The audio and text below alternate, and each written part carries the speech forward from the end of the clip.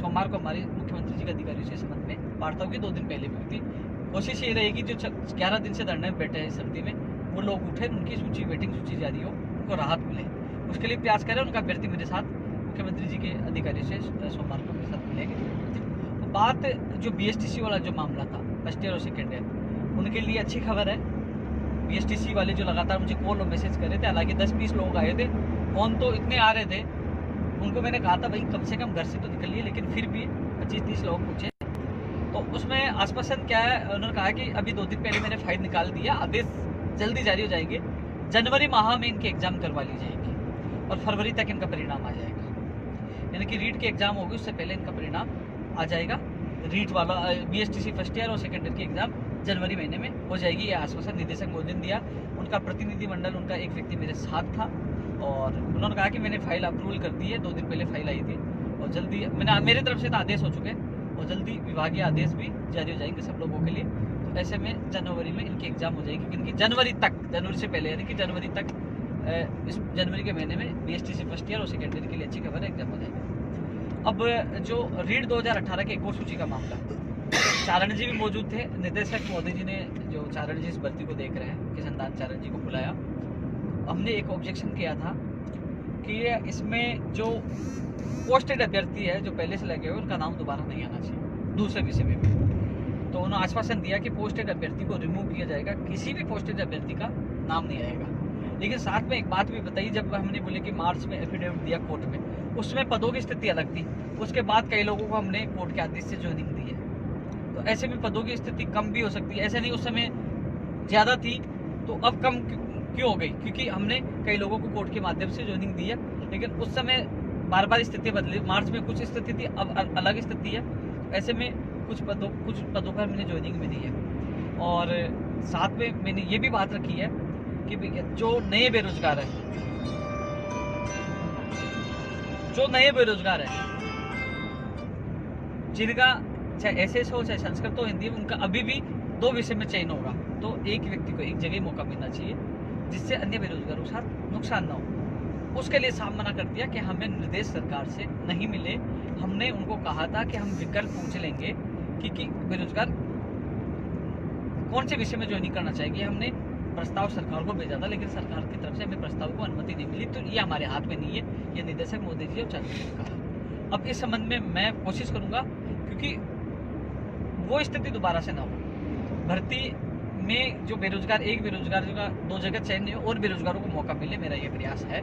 मैं बात आगे तक भी पूछाऊँ। और ये भी कहा निदेशक मोदी जी ने कि जो 2020 की ऐसी जो हमने सॉफ्टवेयर तैयार कर लिया 20 की भर्ती के लिए, जो विज्ञप्ति जारी होने वाली है अभी, तो उसमें ऐसी दिक्कत नहीं आए हम सॉफ्टवेयर से कि एक ही व्यक्ति का 2-2, 3-3 जगह चयन हो रहा है, वो दिक्कत नहीं आएगी। भविष्य के लिए हमने पॉलिसी बना ली है।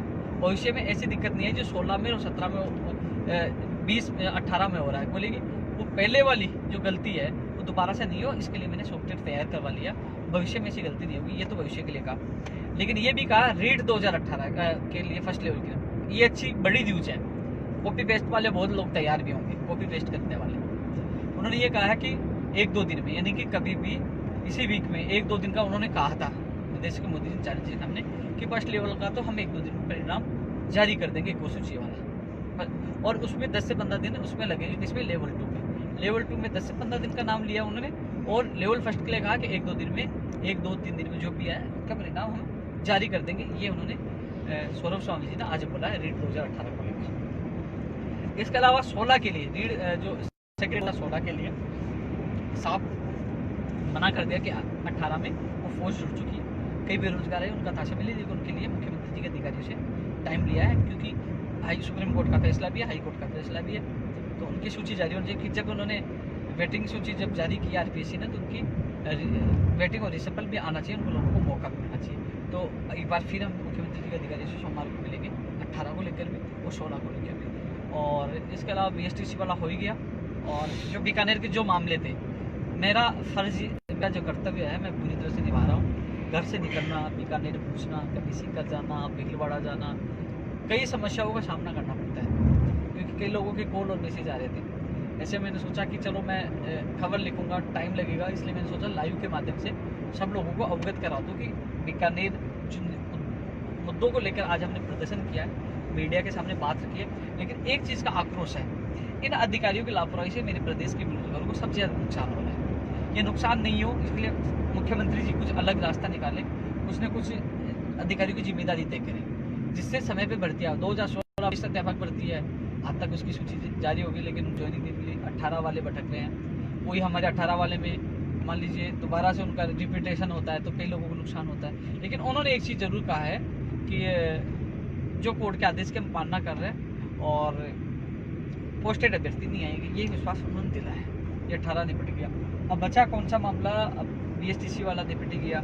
जिन मुद्दों को लेकर आया था, शारीरिक शिक्षक वाले मामले में लगभग 2-3 बार अभी फ़ोन से बात हुई थी। कोशिश करें इनकी धरना जल्द से मात्र को राहत मिले और सोमवार को फिर मैं CM के अधिकारियों से एक बार मुलाकात करें सबको लेकर।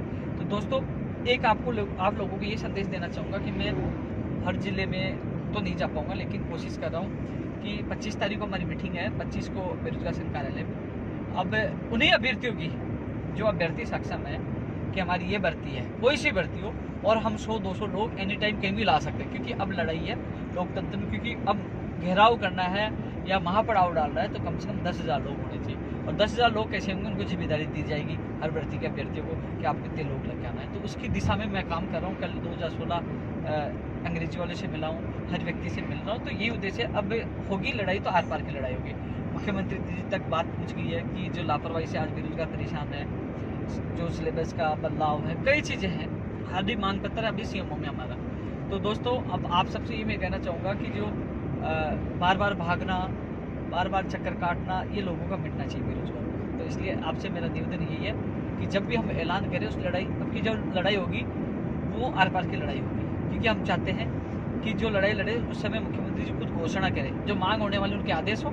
और जो फर्जी डिग्रियों का मामला है, फर्जी नौकरी, पेपर लीक, JEE का, कई चीज़ें, इसमें बेरोजगार को राहत मिलनी चाहिए, जाँच स्पष्ट होनी चाहिए। तो अब उद्देश्य ये कि मैं आप लोगों को जगाने की कोशिश कर रहा हूँ।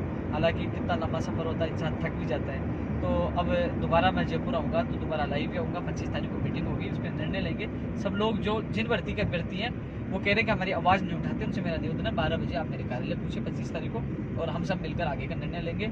और जल्दी एक नई वीडियो के साथ आपसे फिर मुलाकात होगी। जय हिंद, जय भारत।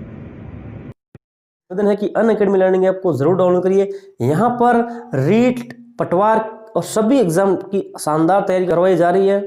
यहाँ पर सभी एग्जाम्स की फ्री लाइव टेस्ट चल रही है, फ्री लाइव सेशन चल रहे हैं।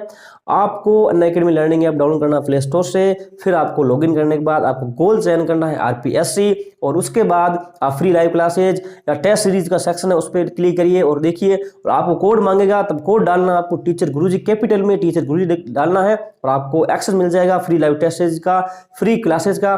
तो एक बार अनअकैडमी लर्निंग ऐप जरूर डाउनलोड करिए।